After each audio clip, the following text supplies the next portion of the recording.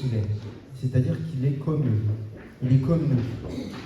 Paul, je ne sais pas si vous connaissez son histoire, mais elle n'a pas très bien commencé. Paul était juif et il a commencé tout premièrement par persécuter des chrétiens. Et pas avec le dos de la cuillère, comme il faut. Je lis dans Galates, au chapitre 4, verset 12. « Frères, je vous en supplie, soyez comme moi, puisque moi aussi, je suis comme vous. » Et il n'oublie pas qu'il a été persécuteur de l'Église, le plus grand des pécheurs. Il ne s'adresse pas en prenant de la hauteur par rapport à eux. Il ne prend pas de la supériorité, il garde toute son humilité, mais avec beaucoup d'amour. Il exprime sa douleur, un peu comme s'il était leur maman. D'ailleurs, on va voir que cette image de maternité, il la reprend comme elle est exprimée déjà plusieurs fois dans la Bible et dans l'Ancien Testament, avec les douleurs de l'enfantement. Je lis Galates 4, 19. « Mes enfants, pour qui j'éprouve de nouveau les douleurs de l'enfantement, jusqu'à ce que Christ soit formé en vous. » Cette manière de parler révèle la crainte que Paul peut éprouver.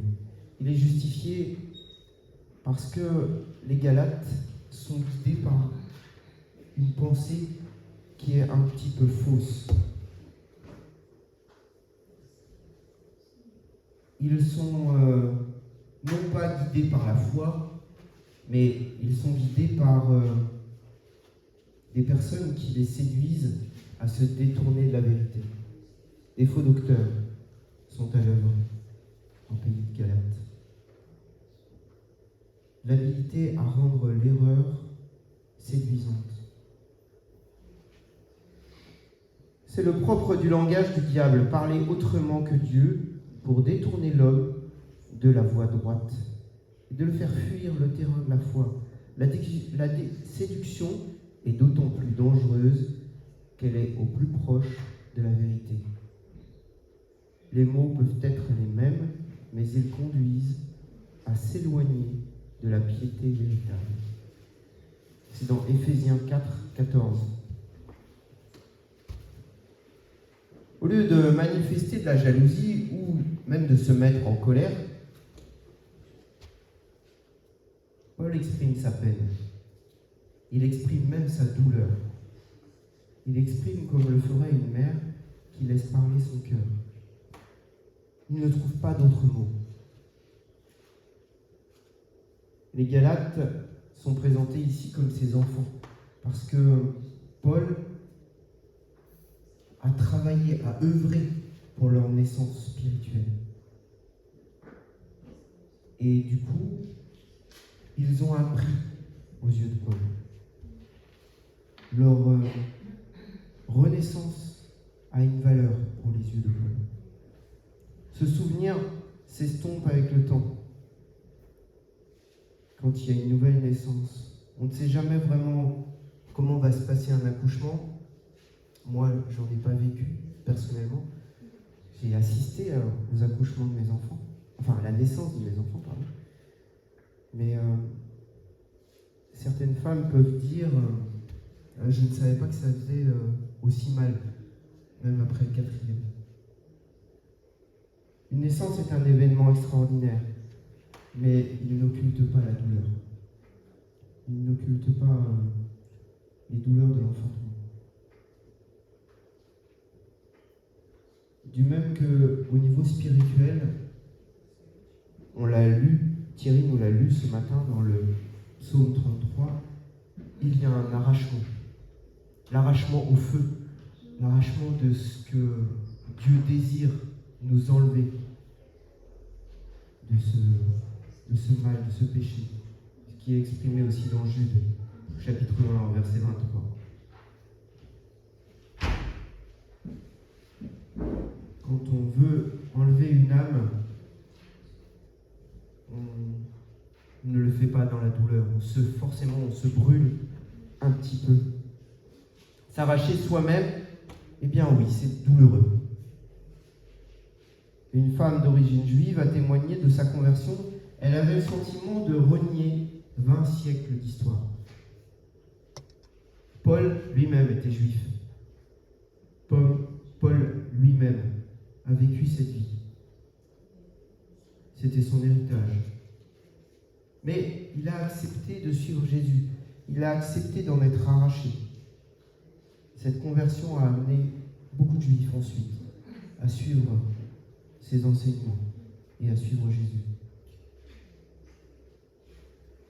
Les hommes étaient sur le point, ici, quand on lit ce passage, étaient sur le point de convaincre les Galates de retourner à la pratique de la circoncision.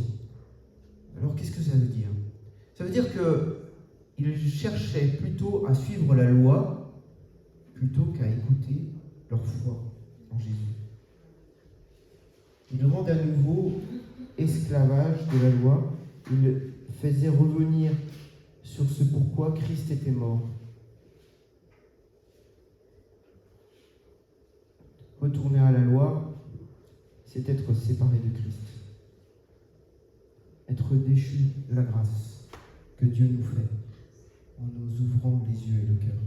C'est dans Galates au chapitre 5 et au verset 4. Alors, pour que Christ soit formé en nous, il nous faut bien accepter cette rupture. Il nous faut bien accepter de vouloir un changement.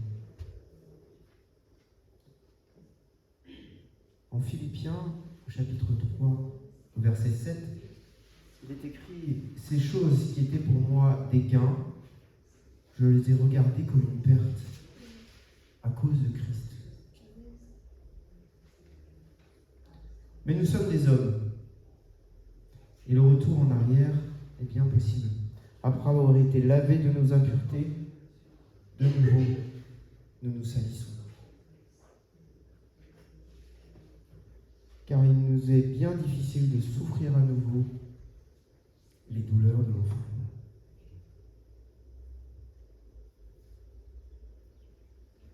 Dans le 3e chapitre de la lettre de Paul aux Galates, Paul dit « Ô Galates insensés, qui vous a envoûté ainsi ?» Pourtant, la mort de Jésus sur la croix a été clairement dépeinte à vos yeux. Est-ce que nos yeux sont lavés?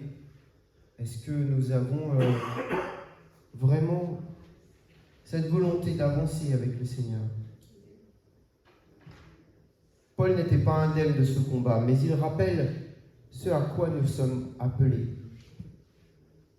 Nous sommes appelés à être des hommes faits. Faits dans le sens construit, établi, ancré en Christ, afin d'être sel et lumière pour les autres. Cela signifie, dans ces images de la paternité, de l'enfantement, devenir des parents à notre tour, devenir des êtres matures et non plus des enfants.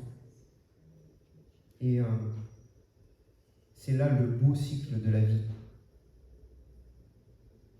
Les plus jeunes deviendront un jour les plus vieux.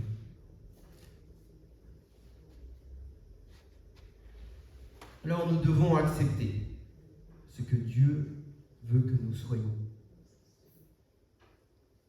Accepter d'être utilisé par Dieu. Pas résigner, non, pas résigner, mais accepter le cheminement qui nous est amené à être fait. Et devenir un instrument de la bonne nouvelle pour les siens. C'est ce que Paul a été pour son peuple, un instrument pour guider son peuple vers la bonne parole.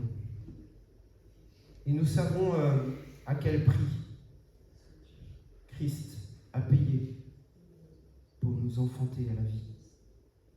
Nous connaissons cette douleur qu'il a vécue pour nous. Alors combattre pour les autres, c'est accepter aussi de perdre un peu de soi. Il n'existe pas de résurrection sans la mort. Alors, quand on accepte Jésus, quand on se reconnaît pécheur et qu'on rentre dans la lumière, la première chose, je ne sais pas si vous avez été dans une pénombre totale pendant longtemps, mais la première chose, c'est que nos yeux doivent s'habituer à la lumière, surtout si elle est vraiment très intense. On ne voit pas très bien tout de suite. Il faut s'habituer.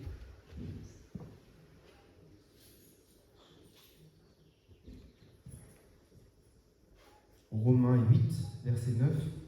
Vous, au contraire, vous n'êtes pas livrés à vous-même, mais vous dépendez de l'Esprit, puisque l'Esprit de Dieu habite en vous. La grâce est gratuite, mais la croix est le chemin. La délivrance est un fruit de la rupture que crée la croix sur tout ce que nous considérons comme un gain. Et vous l'avez déjà lu dans la Bible. Si Dieu est avec nous, alors qui sera contre nous? Paul menait un combat.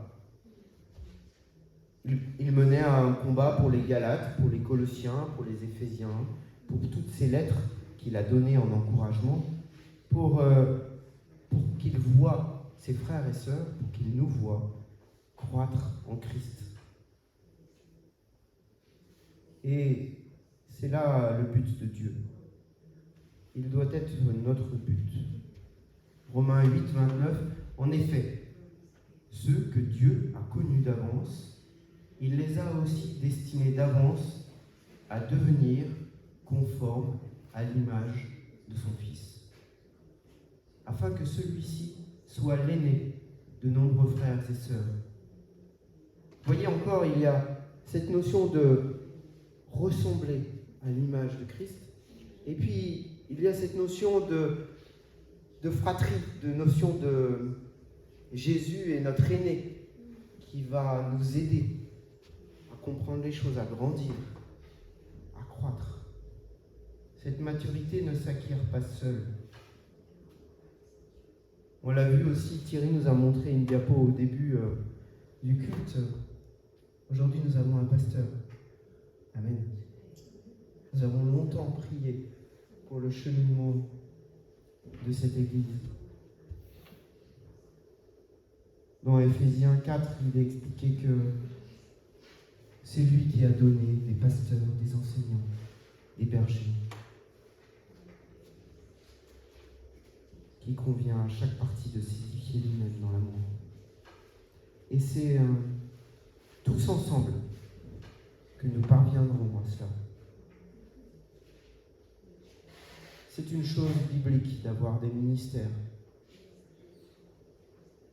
C'est une chose biblique qu'il y ait des hommes qui soient là pour diriger, pour accompagner, pour encourager, comme Paul le fait ici, pour être capable de discerner les erreurs et les séductions. Alors, ne soyons pas religieux. Ne faisons pas les choses parce que nous devons les faire, mais bien parce que nous avons la foi et que nous avons cette soif de la faire grandir en nous.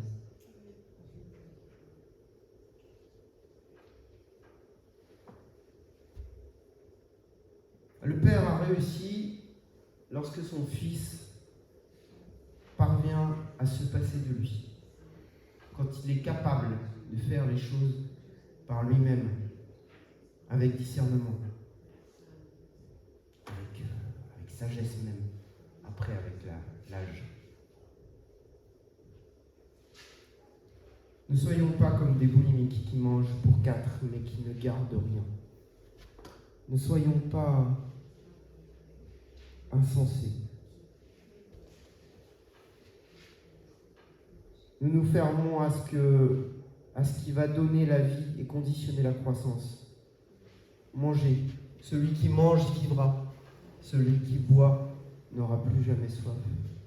Mais il ne suffit pas d'avaler pour se fortifier. Il faut assimiler ce que l'on a mangé. Dans un bol alimentaire, ce que l'on mange, 80%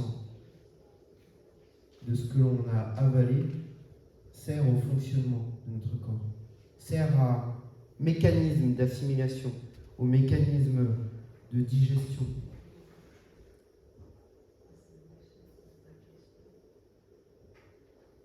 Il ne faut pas être des nourrissons. Pour rappeler un peu l'image que Paul donne de l'enfant et de la naissance.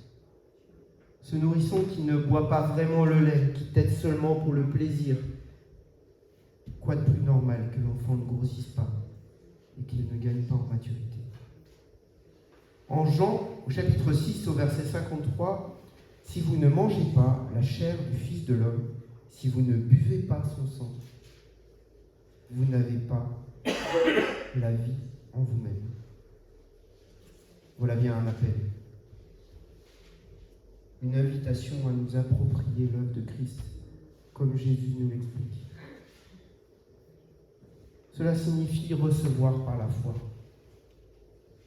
Dieu nous a donné son Fils parce que nous n'y arrivions pas, parce que nous étions incapables d'y arriver seuls. Certains disent « Je n'arrive pas à saisir la grâce ». Mais ils ne savent même pas ce que signifie la grâce. Il y a la philosophe Catherine Chalier qui a écrit au sujet des athées. Ils ne sont pas des athées, ils sont ignorants. Car ils ne savent pas de quel Dieu ils sont athées. Le salut n'est que par grâce, Et la parole et l'Esprit Saint sont là pour conduire à la grâce et nous révéler les profondeurs de Dieu. Si nous ne cherchons pas, nous ne trouverons pas. Dans 1 Corinthiens, Paul encore parle à ses frères et sœurs au chapitre 2, au verset 12. « Or, nous avons reçu non pas l'esprit du monde, mais l'esprit même qui vient de Dieu, pour que nous comprenions tous les bienfaits que Dieu nous a accordés par grâce. » C'est là tout le sens du ministère de Paul, de tout ce ministère dans l'Église.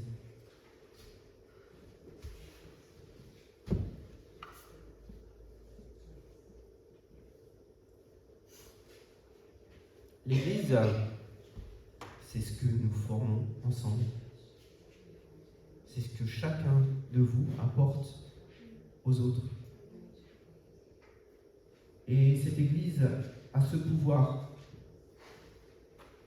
de pardonner, de délier. Et voilà bien un aspect de la grâce de Dieu qui devrait nous remplir de bonheur. D'avoir cette notion de faire partie d'un tout.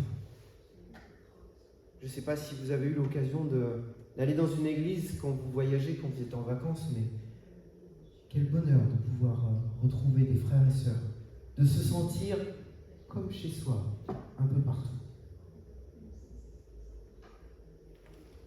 La grâce est gratuite. Elle nous invite à consacrer notre corps en offrande et à nous donner entièrement à Dieu par amour. Éphésiens, encore une lettre de Paul, au chapitre 4 et au verset 13. Si nous avons goûté la grâce, nous désirons être entraînés avec tous les membres du corps dans ce grand mouvement de croissance. Nous ne grandissons pas seuls dans notre coin. Nous ne grandissons pas isolés. Nous grandissons parce que nous allons nous aiguiser au contact des autres. Nous allons être fondés dans une famille où la fratrie a un rôle important. Chaque partie du corps donne et reçoit à son tour. C'est pour ça que je suis attristé, moi, quand je vois quelqu'un qui s'isole, qui ne va plus partager cette communion fraternelle. Quelqu'un qui choisit de rester chez lui. Que votre parole soit toujours accompagnée de grâce, assaisonnée de sel, ou dans certaines versions on peut lire aussi, et pleine de saveur, pour savoir comment répondre avec approbation à chacun. C'est dans Colossiens, chapitre 4, verset 6. C'est ça la grande vision de l'Église. Et c'est ce à quoi nous sommes appelés. Nous avons tout reçu par grâce. Pourquoi ? Parce que nous avons été aimés, profondément aimés. En réponse, nous devons aimer le Seigneur. Et les choses réservées nous sont révélées, de façon à ce que nous grandissions ensemble.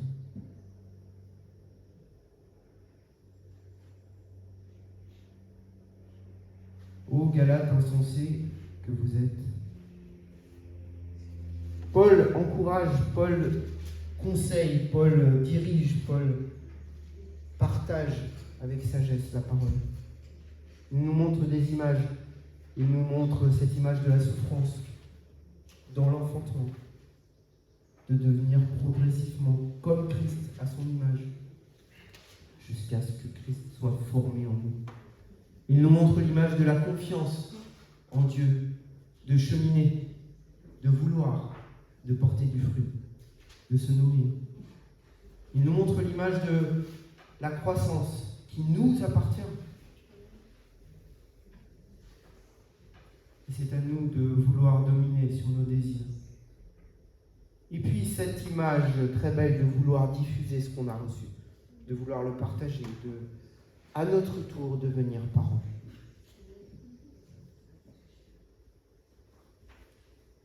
Je ne vous laisse pas seul. Je vous donne mon esprit, pour qu'il soit avec vous, toujours. Alors, que le Seigneur nous encourage, qu'il nous fortifie dans ce cheminement à devenir comme lui, à devenir des petits Christ, à devenir des vrais chrétiens dans ce monde. Prions.